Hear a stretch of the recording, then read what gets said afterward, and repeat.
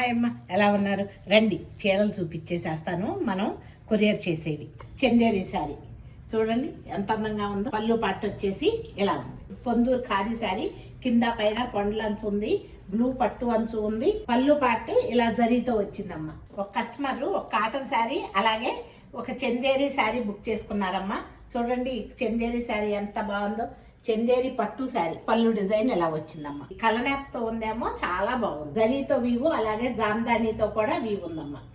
అలాగే ఇంకొక చందేరిలో ఈ డిజైన్తో ఉన్న శారీ చూసేయండి.